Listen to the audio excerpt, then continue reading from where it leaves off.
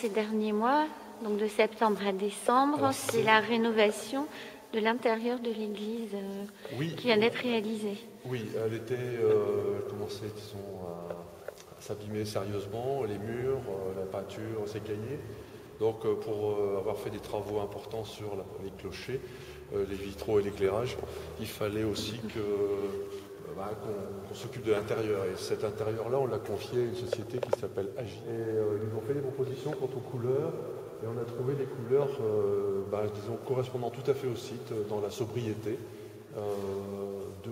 du pâle au gris, au blanc. Et jusqu'en haut, là, donc la rosace a été refaite, notre colombe a été repeinte.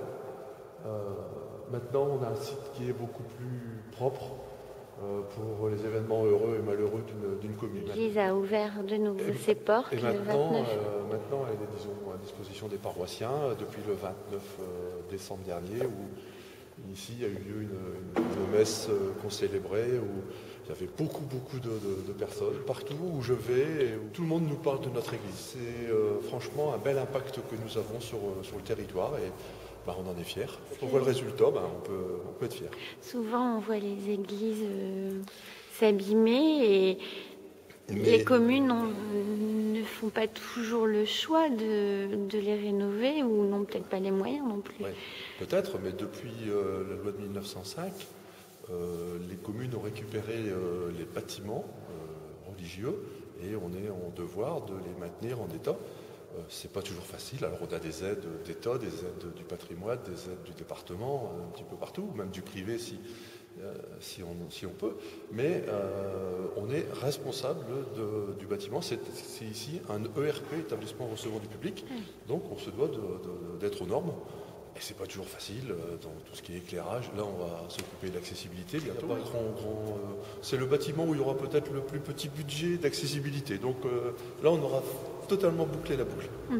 Justement, quand vous avez décidé de vous lancer dans toute cette rénovation, même du clocher, l'église était vraiment dans un piteux état ou... Elle était, le film dont on a parlé tout à l'heure, mais qu'on va retrouver sur un CD-ROM dans les jours qui viennent, relate les travaux, la situation telle que nous l'avons héritée et telle qu'elle est maintenant, ici au sol d'abord, et au clocher où on voit le bois que l'on prend comme ça dans ses mains.